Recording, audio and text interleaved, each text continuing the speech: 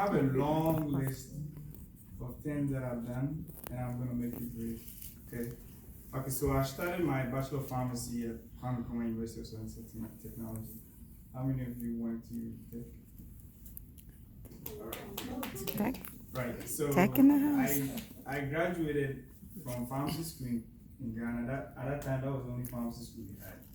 Now I believe there are about 2 more in the University of Ghana. Yeah. So we have.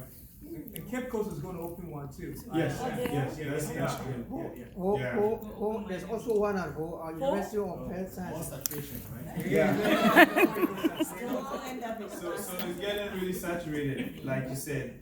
So when I graduated, I thought, as a pharmacist at that time, you just want to work and make some money. It wasn't that great money like this year, but it was something to, at least get by with it. So I decided to pursue like a master's. I was selected as a teaching assistant at the time, and I was at the Department of Pharmaceutical Chemistry. So I decided to pursue the field of chemistry. Pretty much what I did was I looked at a master's program called pharmaceutical analysis at the time. One issue that we had in Ghana when I was there was that a lot of the drugs on the market had issues with the active ingredient. Fake drugs? I didn't say issues. I said issues in the sense that there was a time that there was this drug called coartem. Okay, it was a very expensive medicine for malaria. Okay, so we had this issue where people were actually counterfeiting the coartem, and they will actually sell just empty tablets with nothing in it. And people were spending large sums of money to buy these medicines. And they would not work. So it became a very serious issue with the FDA and how to, find ways to combat it. One of the ways was we had to pretty much get a code to some of the medicines so that when you buy, you have to test it to a number. And if it's actually coming from the company, it will tell you yes before you can take it. So I felt there was actually a need for us to start monitoring of we call pharmacovigilance, pretty much monitoring the drugs that people are actually taking. Are they really working? So I embarked on a master's program where we analyze drugs that are on the market, go on the market and sample them, and analyze them. There was one time that, and again, when you're in Ghana at that time, there was a lot of opportunities for a lot of pharmacists. I happened to be working for a wholesale company called Poku Pharma. Poku Pharma is a very known retail pharmacy in Ghana, and the guy who his name is Poku, he has no pharmacy background, but the man is very aggressive. So for those of you who want to go back to Ghana and do retail pharmacy, you have to be aggressive, not physically, but you have to go with your marketing skills. Okay, I'm telling you that they were able to sell medicines like nothing, okay, all over Ghana. And I happened to work for him. And one thing I realized was that most of the medicines we were selling were like multivitamins, pain relievers, and the kind of information they carry on the radio. They were sponsoring Premier Leagues and stuff like that. So people actually, were exposed to a lot of those informations. And I realized that people actually take whatever they hear on the radio. So it was very concerning. So I spoke to the Department of Pharmaceutical Chemistry, and we started looking at sampling different medicines, including the one that particular company. And one day I went to his place and I told him his name. I used to call him Sheikh. He's a Muslim. I said, Sheikh, I want to pick all your drugs and go analyze them and take. And he didn't like that.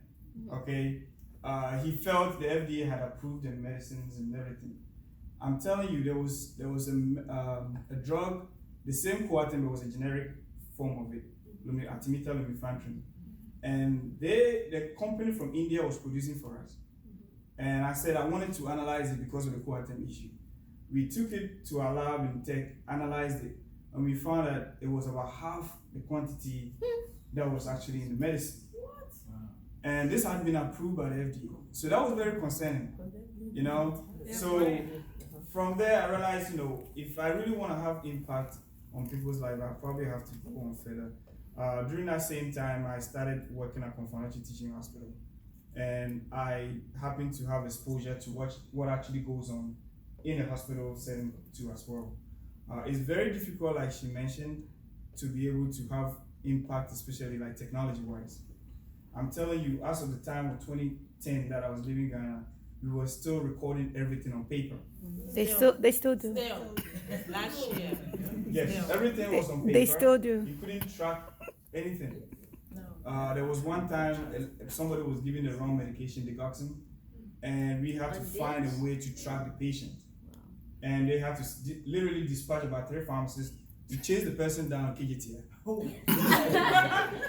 And so looking at all these issues, it's like, what are we doing? We are intellectuals, we're very smart people, you know. So that was one thing that I, kind of exposed to when I worked at Conference Teaching Hospital. During that time, I was doing my master's. I met my mentor, my PhD mentor, who was working in the field of schizophrenia. So I know a little bit about what you're talking about, schizophrenia. And a friend of mine actually had a disease, which is kind of what pushed me towards that field. When we were young, he was a very fun guy. But then when we hit 21, 22, out of nowhere, he just, started acting funny. And at the time, we thought, like you said, we thought it was a spiritual thing. So we sent him to like a prayer camp and all that. Get in chains. Yes, so that he can be cured of that disease. At that time, not too many people know much about schizophrenia in Ghana. And I think we want to have to raise the schizophrenia awareness campaign in Ghana because we think it's a spiritual disease. It wasn't. So I spoke to my mentor at that time. I said, I'm interested because of this and that. He brought me to Florida A&M for my PhD. I started working towards drug design because at the time when my friend was on the medication, whenever they gave him, like, at that time I didn't know what it was, but I know it was Hardor, he would just go like zoom, like a zombie, and we couldn't talk to him or anything like that. So at that time I thought to myself, like, there could be a better way to assist this individual. So during my PhD, I worked with my advisor where we tried to design drug molecules that target dopamine receptors and serotonin receptors. I happen to work with other big shots in research in schizophrenia, UNC, and another guy in Duke too.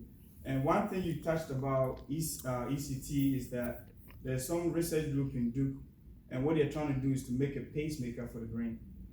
Okay, so that's why I asked the question about the drugs, because unfortunately the friend that I'm talking about passed away some few years ago, and it really hurt me.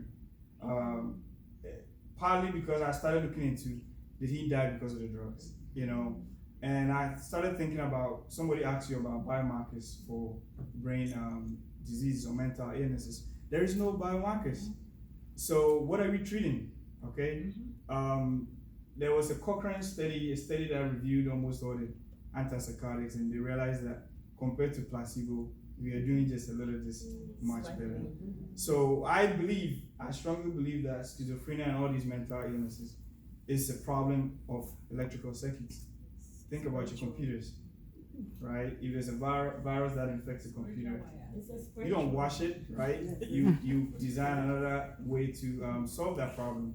So I think it's just like the heart goes bad, we can actually get a brain a brain pacemaker that will send the right signals to the brain, and probably that will stop the hallucination that the person is experiencing. So leading to that, I've worked with my advisor.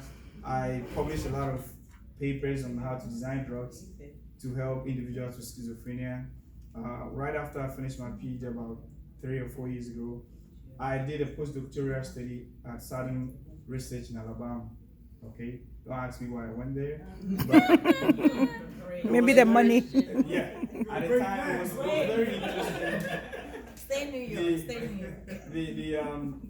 The place that I went to, Southern Research, has been known to produce a lot of drug molecules, even ones that we're currently using for cancer treatment.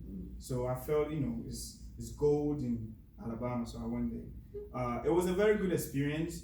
I got to learn a lot about drug discovery and how you move a drug from the bench to the clinic, pretty much. And it's a very daunting task. The reason why you ask what they knew about the side effect of the drug, but they still let it go, is because it's billions of dollars at stake.